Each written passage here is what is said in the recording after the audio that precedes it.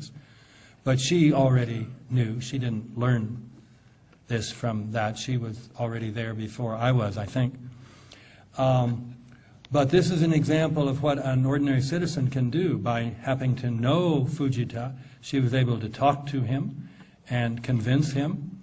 And then he stood up in the Japanese parliament in a committee meeting, but a big committee meeting that was being televised nationally, and argued that Japan should withdraw from the war on terror, should withdraw its support from the United States war on terror, because 9/11 was a lie. And he presented the evidence with graphs and charts and pictures of the Pentagon and so on. Fujita's party, he's not the leader of his party, but he's a high-ranking member of the party. It's almost certain that they will win control of the government whenever the next election is held. So there will be the possibility that the Japanese government as such might speak out about 9/11. So that's one possibility.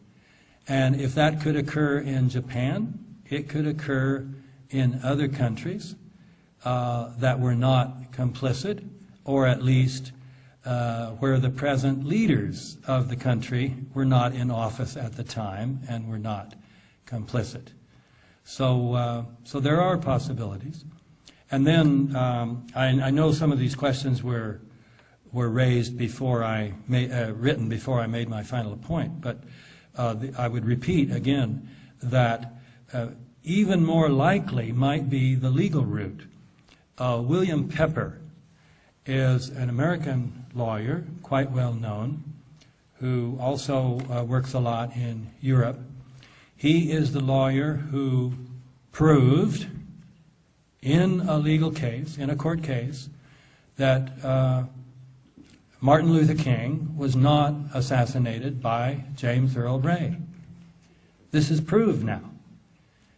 The American press has not revealed this proof to the American people. That's pretty astounding. So still officially in the press, James Earl Ray is still guilty of assassinating Martin Luther King, even though the evidence is overwhelming that it was our own FBI.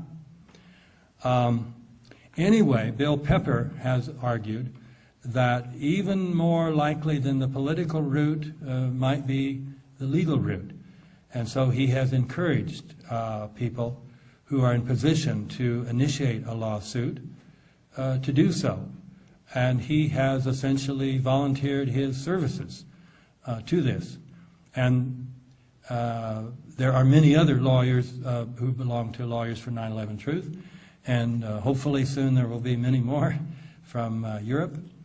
And so this is another route. So we shouldn't think it's hopeless. There are ways that this could be done. And there are other ways that right now I don't want to talk about, but that have raised my own estimation from saying maybe we have a 5% possibility to maybe 15 or 20% possibility now. So those are pretty good odds, worth fighting for. Okay. One more question about your term inside job. Mm-hmm. What exactly do you mean with respect to, was it self-fabricated or was the government letting it happen? In the early days of the 9/11 movement, there was a lot of debate between these two views. And there, I had laid out, I think, one time 5 or 7 different views. But essentially there were 3 basic views about 9/11. One was the official theory.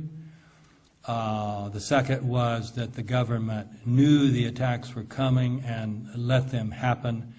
This was called, in English, LIHOP, letting it happen on purpose. And then MIHOP, making it happen on purpose. But that debate is over, particularly now with the strong evidence of the demolition, this even stronger evidence than we had before of demolition. You cannot simply let steel frame high-rise buildings collapse vertically at free fall speed. You cannot just let them come down. They have to be made to come down. This is a very intricate operation that takes hundreds, thousands of hours of setting the explosives, getting them just in the right places, and then they put on computers. They have to come down in just the right order. So certainly the World Trade Center couldn't have been just let happen. And the same thing with the Pentagon. You can't just let the Pentagon be attacked. It was self-inflicted. Could you speculate a bit or explain a little bit what you expect when the truth about 9/11 will become public? What will happen, or what will probably be likely to happen then? Well, you know, people are tempted to say all hell will break loose. I would rather say all heaven will break loose, being a theologian. I think the effects will be very, very good, both for America and the world. I've indicated why I think for the world. I mean, get rid of this nonsense about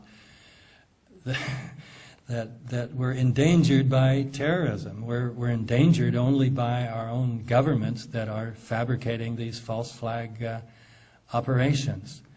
And you know, just at the very trivial level, this nonsense that we go through every time we get on an airplane, there's just no reason for this, that you can't take a bottle of water on the plane because you might make a bomb out of a water bottle. I mean, it's just absurd. Because two guys said they were going to do it, you know. But more seriously, I think for Americans, and this naturally is my main focus, because America has, over the past century, been the main problem in the world. We have been an empire in the making, really for 2 centuries, but seriously for over a century, certainly since 1898, when we took over Cuba and the Philippines, and this was en route to taking over China was our goal, capturing the China market. And Americans have not understood this. We've had this notion that other countries were empires, other countries were imperialists, but we were not. We were the exceptional nation. Certainly we built up a good big military, but that was simply to protect democracy.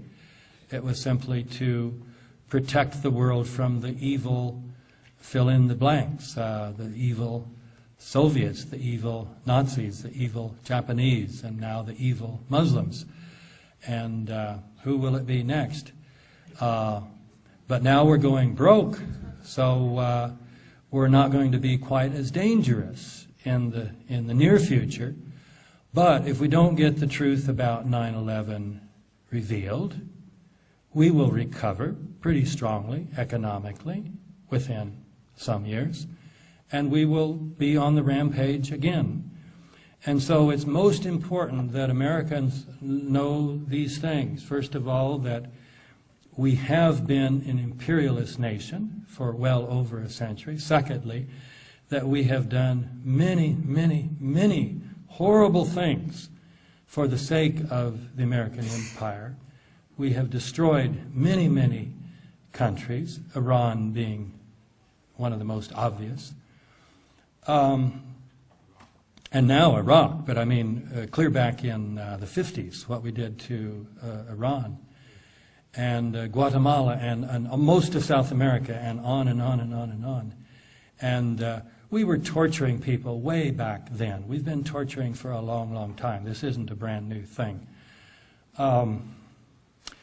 So these things need to be known. Secondly, American people need to know that 9/11 was carried out for the sake of continuing and expanding